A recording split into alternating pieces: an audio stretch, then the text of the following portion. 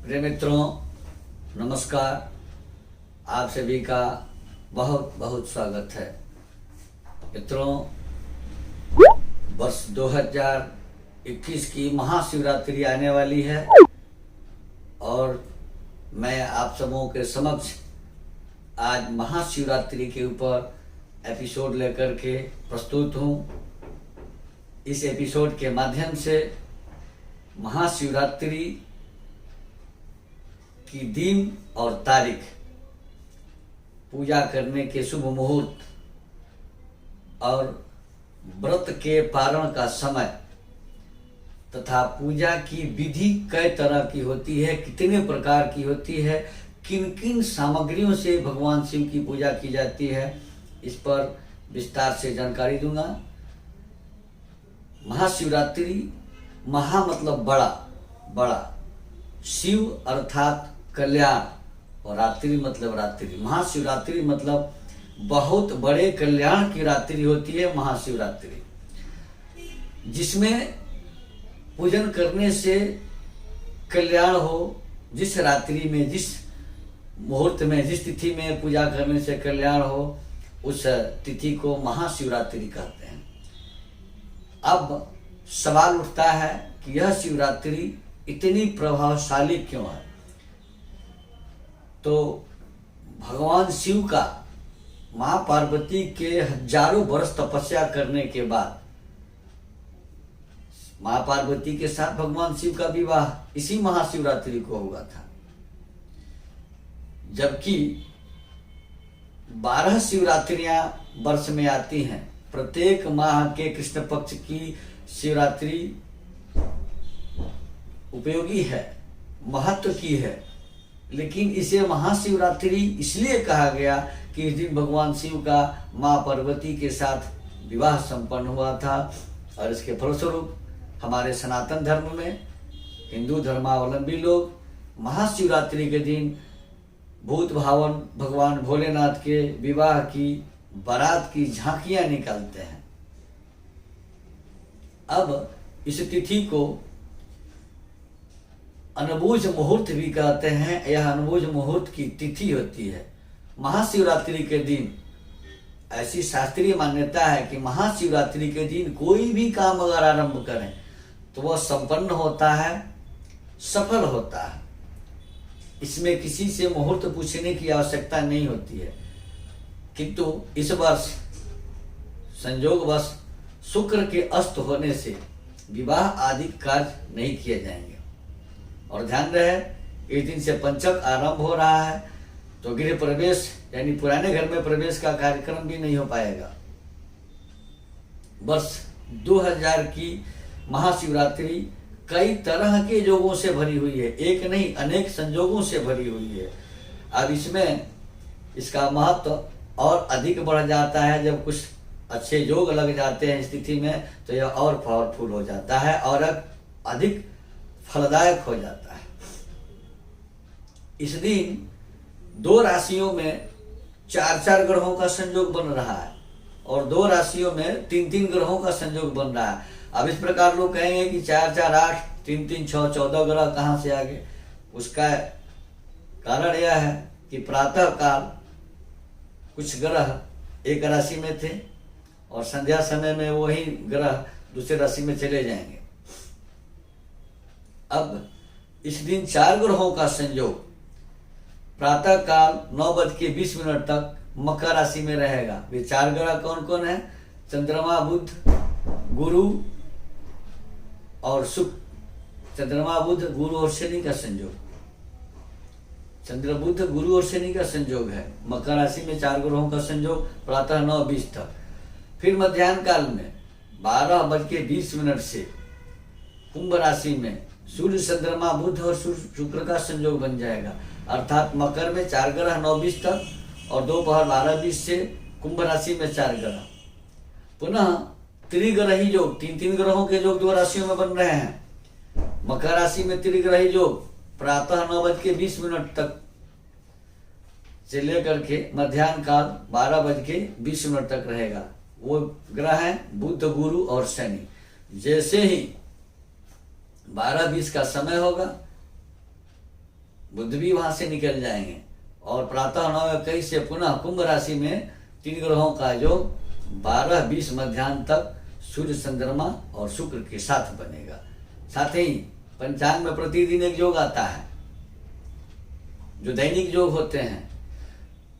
तो प्रातः 8:25 तक शिव योग रहेगा और 8:25 के बाद से पूरे दिन सिद्ध योग रहेगा, रात और दिन सिद्ध योग होगा। इस दिन चंद्रमा अकेले 2 राशियों में भ्रमण करेंगे। प्रातः चंद्रमा मकर राशि में रहेंगे जो 9:20 तक मकर में रहेंगे और 9:21 पर चंद्रमा का गोचर कुंभ राशि में हो जाएगा। दोनों ही शनि की राशियां हैं और नक्षत्र धनिष्ठा नक्षत्र होगा। सूर्योदय काल से लेकर रात्रि 9:28 तक चंद्रमा का गोचर धनिष्ठा नक्षत्र में होगा जो मंगल का नक्षत्र होता है। अब रात में 9:28 के बाद चंद्रमा का गोचर शतभिषा नक्षत्र में हो जाएगा और चंद्रमा वहां से शतभिषा नक्षत्र में भ्रमण करेंगे। मित्रों, अब इस पर्व के ऊपर यह किस तारीख को है, किस दिन को है, पूजा का शुभ मुहूर्त कब कब है, व्रत का पारण कब करना चाहिए और पूजा की संपूर्ण विधि क्या है, इस जानकारी को प्रस्तुत करने के पहले एक छोटा सा निवेदन करूंगा। यदि अब तक आपने हमारे चैनल को सब्सक्राइब नहीं किया है, यदि आप इस चैनल को पहली बार देख रहे हैं तो कृपया सब्सक्राइब जरूर करें, नोटिफिकेशन बेल को दबाना ना भूलें, वीडियो लाइक करें और अधिक से अधिक लोगों को शेयर करें। चूँकि यह धर्म की कथा है, धार्मिक एपिसोड है और आपका एक शेयर अनेकों के पास जानकारी पहुंचा सकता है।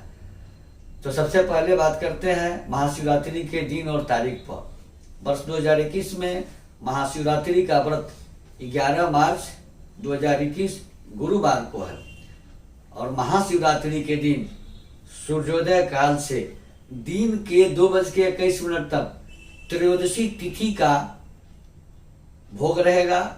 त्रयोदशी तिथि 2:21 के बाद से समाप्त हो जाएगी और चतुर्दशी तिथि का समावेश हो जाएगा, अर्थात चतुर्दशी तिथि आ जाएगी और रात में चतुर्दशी तिथि का होना शिवरात्रि के दिन बहुत ही जरूरी होता है।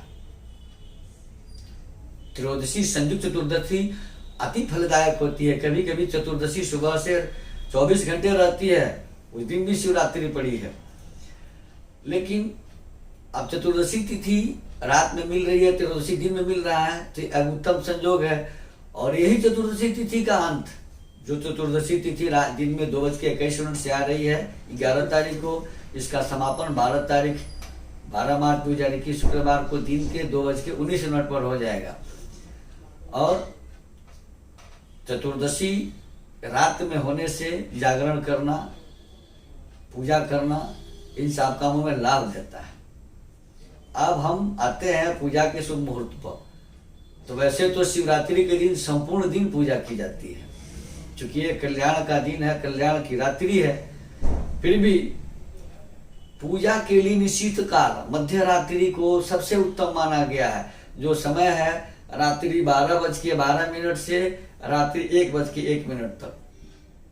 दूसरा समय है अभिजीत मुहूर्त।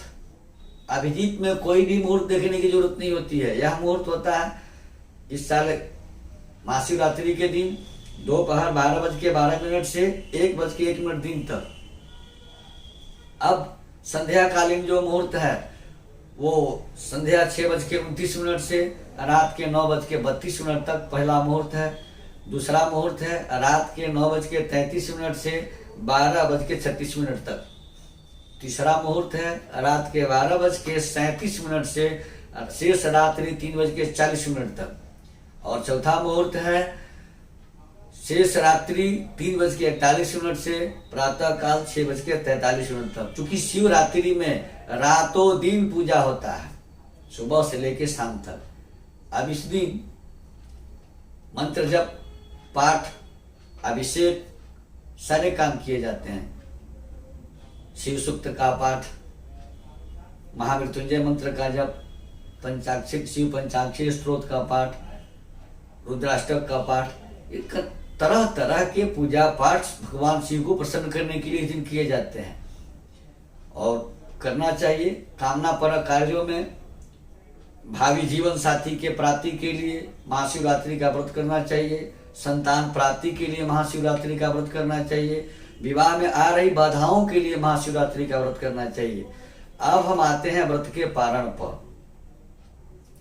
तो व्रत के पारण का समय महाशिवरात्रि में जब भगवान शिव की पूजा हो जाए उसके अगले दिन सूर्योदय काल से लेकर जब तक चतुर्दशी रहे उसके भीतर कर लेनी चाहिए। वर्ष 2021 में महाशिवरात्रि व्रत के पारण हेतु 12 मार्च 2021 शुक्रवार को प्रातः काल सूर्योदय के बाद से दोपहर के 2:19 तक चतुर्दशी तिथि रहेगी। इसके पहले ही पारण करनी होगी, पारण कर लेना चाहिए, कारण कि इसके बाद अमावस्या तिथि का समावेश हो जाना है। और एक पर्व 3 तिथियों में नहीं किया जाता। त्रयोदशी में व्रत आरंभ करके चतुर्दशी तक रहे और पुनः अमावस्या में अगर पारण करते हैं तो 3 तिथियों में भोग किया हुआ व्रत नकारा हो जाता है, निष्फल हो जाता है, क्योंकि अमावस्या में पारण वर्जित है। अब चर्चा करेंगे हम पूजा की विधि। तो नित्य कर्म से निवृत्त होकर स्नान आदि करके शुद्ध होकर के तिलक धारण करके घर में या मंदिर में लिंगात्मक भगवान शिव की पूजा करनी चाहिए।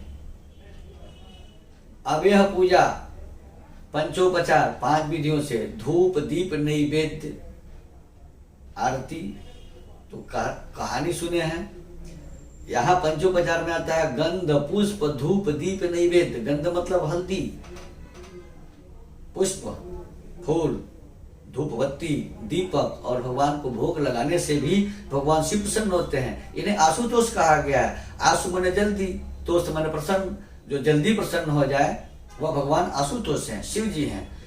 तो इन 5 विधियों के बाद षोडशोपचार 16 तरह के उपचार से भगवान शिव की पूजा करनी चाहिए।